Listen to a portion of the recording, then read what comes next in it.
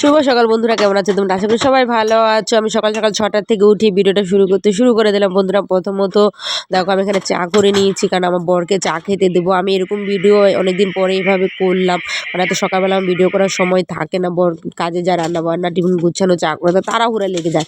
তাই আজকে আমি একটু ঠিক সময় বের করি ভিডিওটা করলাম। আমি বরকে চা করে দিয়ে দেখো ভাত, তরকারি, মাছ সব কিছু যা যা আছে টিফিন বাড়িতে গুছিয়ে আমি ব্যাগে ভরে রেডি করে দিচ্ছি। এখন বাজতে যাচ্ছে 6:30 থেকে 7:45, হয়তো ঘড়িতে আমি ঠিক ঘড়ি দেখারও সময় নেই, মানে এরকম একটা ব্যাপার।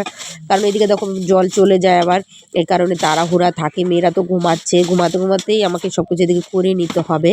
তাই বরের টিফিনটা আগে গুছিয়ে গাছিয়ে দিলাম। দেখো বর তো চলে গেছে, চলে যাওয়ার পর ঝটপট জল থাকতে থাকতে আমি কাজ করে নিয়েছি। অনেক বাসন মাজলাম, জামা কাপড় কাচছিলাম। শীতের সকালে যত সকালে দেওয়া কাছাকাছিটা করে দেওয়া যায় ততটাই ভালো হয়। তাই আমি আগেই কাছাকাছিগুলো সকালে জল থাকতে করে দিই। খাবার জলটাও ভরিয়ে নিই আমি।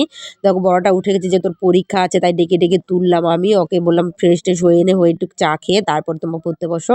বন্ধুরা এই গাছটা আমি এর আগে লাগিয়েছিলাম, তোমাদেরকে দেখিয়েছিলাম। সে গাছে কড়িও ছেড়েছে। কড়িটা আমি কেটে দিলাম, তার কারণ আমি যে একটা কড়ি যদি কেটে দিই ওই জায়গার দিকে 3-4টে মাথা বেরোবে আর 3-4টে ফুল একসাথে ফুটবে। এই কারণে দেখো ওইদিকে ফ্রেশ ট্রেশ হয়ে দাঁত ফাত মেজে, তো হাফ বিছানাও তোলা হয়নি, ছোটো মেয়ে ঘুমাচ্ছে, আমি বলি ঘুমাক। তাই আমি তোমার বড় মেয়ে আর আমি অনু মিলে আমরা চা খেয়ে নিলাম। গরম গরম শীতকালে চা ভালোই লাগে খেতে, বলো। ওদিকে চাটা খেয়ে আমি চলো টিফিন বানাবো। টিফিনটা বানিয়ে নিই, তারপরে তোমাদের সাথে দেখা হচ্ছে, চলো। এই দেখো বন্ধুরা, আজকে গোলা রুটি করেছি। আজকে ধনেপাতা, কাঁচা লঙ্কা, পেঁয়াজ দিয়ে একটু সামান্য হলুদ গুঁড়ো দিয়ে তারপর একটু অন্যরকম মানে গোলা রুটিটা করেছি। খেতে বেশ ভালোই লাগছে। এমনি সময় সাদা গোলা রুটি করি, কিন্তু কি মনে হলো তাই গোলা রুটি করলাম। তো এদিকে টিফিন খাওয়ার পর বন্ধুরা আমি মাছ তো সকালবেলায় ফ্রিজটা মানে বন্ধ করে রেখেছিলাম, তো বের করে রেখেছিলাম। তো আজকে পোয়া মাছ বাংলাদেশের ভাষায় কিন্তু ভোলা মাছকে পোয়া মাছ বলে, যেটা পোয়া ভোলা। আর বাংলাদেশে সেটাকে বলে হলো পোয়া মাছ, শুধু আমরা যেমন ভোলা মাছ বলি। তো আমার এই পোয়া মাছটা খেতে খুব ভালো লাগে। তো আজকে পোয়া মাছের ঝাল করব ভাবছি। আগে নুন হলুদটা মাখিয়ে রেখে দিলাম আমি, তাহলে নুনটা ভিতরে ঢুকবে মাছের, এই কারণে। তারপরে তো তোমার এদিকে কাটাকাটি এসব করতে হবে, সব গুছিয়ে গাছিয়ে নিয়ে দেখো এদিকে রান্না চাপিয়ে দিলাম। আর এই যে রেসিপিটা করছি, মানে এমনি রান্নাটা করছি, এটা মূলোটাকে ঝিরিঝিরি করে কেটে ভাজা করা হয়, যেটা কালো জিরে শুকনো লঙ্কা ফোড়ন দিয়ে নামার আগে ধনেপাতা যদি বড়ি দাও, বড়িটাও ভালো লাগে।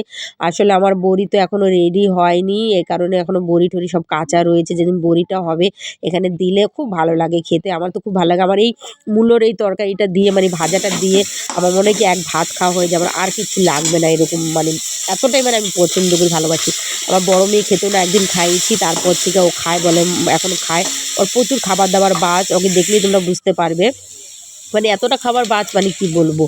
আর এদিকে দেখো আমার মাছ ভাজা হয়ে গেছে। মাছ ভাজার পরে আমি এদিকে মাছটা বসিয়ে দিচ্ছি। আসলে বন্ধু দেখো এই দেখো সকাল থেকে এত খাটাখাটনি করে আমার কিন্তু একটুও কষ্ট হয় না, কারণ আমার সব আমার সংসার, আমার ফ্যামিলি, আমার বাচ্চা, আমার বরের জন্য আমি সব খাটি। আমার বর সেই সকালবেলা 7টা 7:30টায় বেরো, রাত 11টায় আসে, শুধু 12টা বেজে যায়, তারপর দিন আবার 6টায় উঠে যায়। আর তাও তো আমরা দুপুরবেলা একটু রেস্ট নিতে পারি, একটু শুতে পারি, কিন্তু সে তো বেটা ছেলেরা তো এইসব করতে পারে না, বলো। সে এত খাটে আমাদের জন্য, আমাদের বাচ্চাদের জন্য, তারা আমরা তো করতে পারবো না, বলো। দেখো বন্ধুরা এদিকে কিন্তু আমার রান্না মানে মাছ ওদিকে বসিয়ে দিয়েছি, আর এদিকে মূলো চচ্চড়ি হয়ে এসছে। আর বেশি কিছু করব না, কারণ মেয়ের স্কুলটা পরীক্ষা যেহেতু আছে, তাই এক তরকারি 2 তরকারি ভাতে করলাম, এক তরকারি না। মূলো ভাজাটা করলাম, আর এই তোমার মাছ ওদিকে বসিয়ে দিয়েছি। আসলে কি বলতে, এখন শীতকাল হলে বিভিন্ন রকম সবজি উঠেছে, যা সবজির দাম। আমাদের মতো মানুষের ঘরে এত সবজি, প্রচুর জিনিসের যদি দাম থাকে, আমরা কি করে চলবো, সংসার চালাবো। একজনেরও ইনকাম, তারপরে দেখো একজনেরও ইনকাম। আমি একটা ছোটোখাটো ব্যবসা করি, কিন্তু ব্যবসা করলে আমার ব্যবসা কিন্তু সেরকম ব্যবসা না, টুকটাক করে চলে। বাকির ব্যবসা মানে তো বোঝোই, বাকি কথাই মানে ফাঁকি। দেখো এদিকে আমার রান্না হয়েছে, মাছটা আমি বসিয়ে নামিয়ে নিলাম। ওইদিকে তোমার ভাতও হচ্ছে, তোমার ভাতের তোমার ওইদিকে ফুটে গেছে।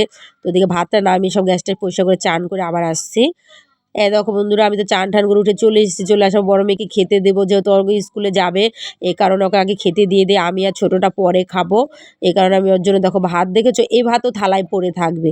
আমার মেয়ে, আমি আমার পরিমাণ মতন একটুখানি দেই, আমি পেটটা ভরে খেয়ে স্কুলে যা পরীক্ষা দিতে, কোনো দিন পেট ভরে খেয়ে স্কুলে যেতে চায় না, তাও তো জোর করে খায়। বাবাকে প্রচুর ভয় পায়, তাই বাবা থাকলে তখন কান্না দুগ্ধ চোখ দিয়ে জল পড়ে আর কাঁদতে থাকে। তাই দেখো এদিকে খাচ্ছে ও, ও খেতে থাক বন্ধুরা, তারপর আমি আবার তোমাদের কাছে আসছি, চলো আমার সাথে থাকো তোমরা বন্ধুরা। তো চলো বন্ধুরা, আমি এখন ভিডিওটা শেষ করছি আজকের মতন এখনই এখানে। তো ভিডিওটা ভালো লাগলে তো লাইক করে দিও, চ্যানেলটাকে সাবস্ক্রাইব করে দিও, তোমার গরিব দিদির পাশে থেকে সাপোর্ট করো, প্লিজ তোমরা সাপোর্ট করো আমাকে। তো চলো অন্য সময় অন্য নতুন ভিডিও নিয়ে আবার তোমাদের কাছে আমি আসবো। আমার দেখো ছোট মেয়ে টিভি দেখছে, বড় মেয়ে পড়তে গেছে পরীক্ষা যেহেতু, তা আমি এখন আমার মতো একটুখানি ভিডিও টিডিও করছি, সময় কাটাচ্ছি।